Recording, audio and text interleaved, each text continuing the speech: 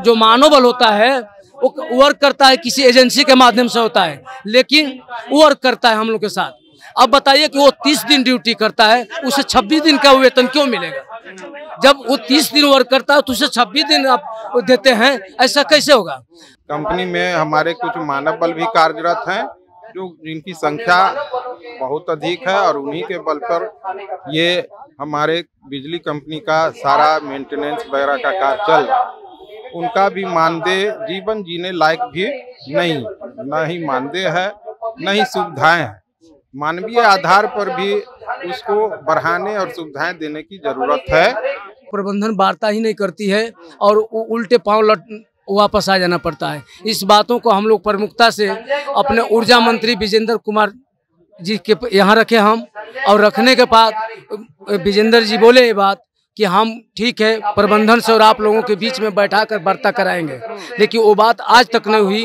ये साल भर का समय बीत गया। कार्यरत ऑपरेटरों के साथ पुराने यार्ड स्ट्रिक्ट के अनुरूप सहायक को कंपलसरी करना, अनिवार्य करना, और यार्ड स्ट्रीट में जो त्रुटियां उत्पन्न हुई है उसको अविलंब सुधार करना। इसलिए कि यदि ऐसा नहीं होता है तो हम लोग का जो प्रमोशनल पोस्ट है वो आगे चौक कर रहा है, उसमें प्रमोशन हो ही नहीं पाएगा। लोगों को एक प्रमोशन के बाद अगले प्रमोशन की कोई संभावना ही नहीं दिख रही। धरना में नहीं शामिल होना है, लेकिन ये तो तुगलकी फरमान न हुआ।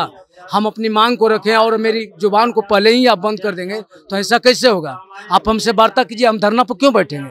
हम धरना के लिए थोड़ी बने हैं, हम तो वर्क करने के लिए बैठे हैं। 2 दिन पहले चिराग पासवान जो कि लोजपा रामविलास के प्रमुख हैं, उन्होंने बिहार में बिजली को लेकर के एक प्रेस कॉन्फ्रेंस बुलाई और बताई कि कैसे बिहार में महंगी बिजली दी जाती है सबसे ज्यादा पूरे देश में। और वहीं अभी जो है गर्दनीबाग धरना स्थल पर है और यहाँ पर Bihar state electricity employ association के कुछ लोग हैं जो धरना स्थल पर बैठे हुए हैं। हालांकि एक दिन पूर्व इन लोगों ने चेतावनी दी थी कि हम धरने पर जाएंगे। ऐसे में कुछ लोग हैं, उनसे बात करेंगे।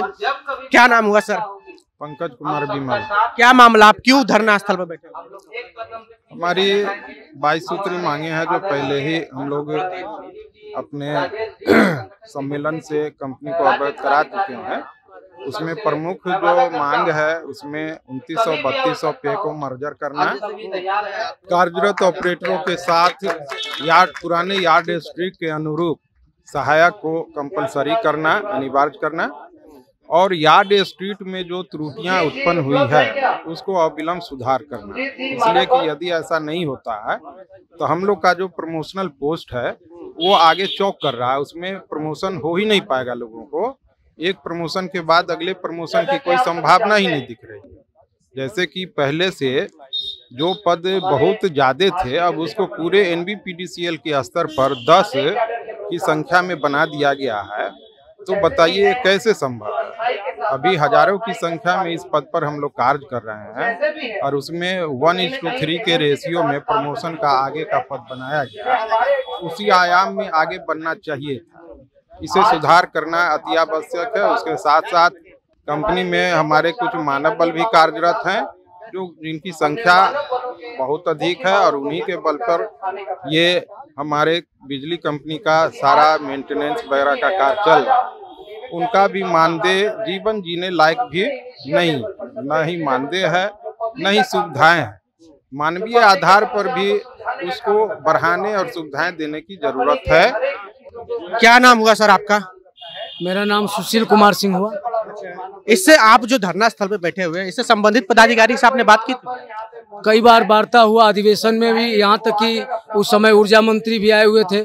जब हमारी यूनियन के शीर्ष नेता जाते हैं प्रबंधन से वार्ता करने के लिए तो प्रबंधन वार्ता ही नहीं करती है और उल्टे पांव वापस आ जाना पड़ता है। इस बातों को हम लोग प्रमुखता से अपने ऊर्जा मंत्री विजेंद्र कुमार जी के यहाँ रखे हम, और रखने के बाद विजेंद्र जी बोले ये बात कि हम ठीक है प्रबंधन से और आप लोगों के बीच में बैठाकर वार्ता कराएंगे, लेकिन वो बात आज तक नहीं हुई।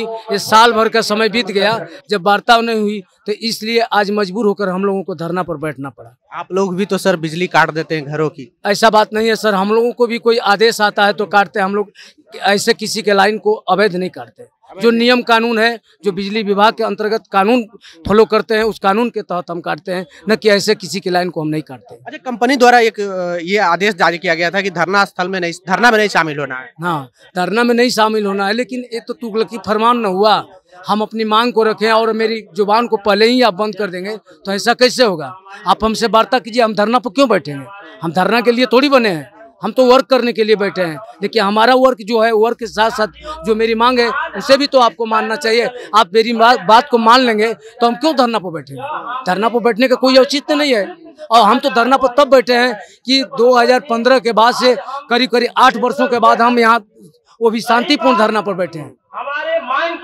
आगे क्या करेंगे? नहीं अगर हमारी बात प्रबंधन नहीं मानेगी तो फिर कोई न कोई प्रक्रिया तो अपनाना ही होगा। हम चुप नहीं बैठेंगे, हाथ पे हाथ रखकर तो नहीं बैठेंगे। एक दिन की सैलरी भी काट ली गई है। काट ली जाएगी तो कोई बात नहीं, सैलरी भी काट ली जाएगी। हो सकता है कि हम महीनों दिन अवकाश पे जाएं। हम जा सकते हैं, क्यों नहीं जाएंगे? महीनों दिन भी जा सकते हैं। महीनों दिन जा सकते हैं। इसलिए प्रबंधन समझे, उसकी जिम्मेवारी प्रबंधन की होगी।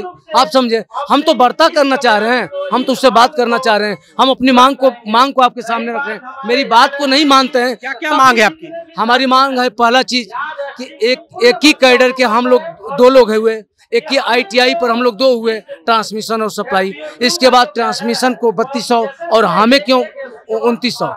ग्रेड पे का मामला हुआ, 2900 से 3200 का मामला हुआ। यार्ड स्टिक, जहाँ यार्ड स्टिक रह ही नहीं गया तो हम लोग किसी भी टेक्निकल कर्मचारी का प्रमोशन ही नहीं होगा। जब यार्ड स्टिक ही नहीं रहेगा तो कहाँ से प्रमोशन होगा? ये सब हमारी तमाम मांग है। इसके साथ साथ एक हमारी प्रमुख मांग है, एक हम लोगों के साथ में मानव बल होता है। जो मानव बल होता है वो वर्क करता है, किसी एजेंसी के माध्यम से होता है, लेकिन वो वर्क करता है हम लोग के साथ। अब बताइए कि वो 30 दिन ड्यूटी करता है, उसे 26 दिन का वेतन क्यों मिलेगा? जब वो 30 दिन वर्क करता है तो उसे 26 दिन आप देते हैं, ऐसा कैसे होगा? और 360 दिन ड्यूटी करता है, आप उसे 360 दिन में एक दिन भी छुट्टी नहीं देते हैं, तो वो मनुष्य है, मशीन नहीं। वो मनुष्य है, मशीन नहीं कि आप 360 दिन उससे वर्क लेते रहें और उसे एक दिन के भी लिए छुट्टी न दें। ऐसा कैसे हो सकता है?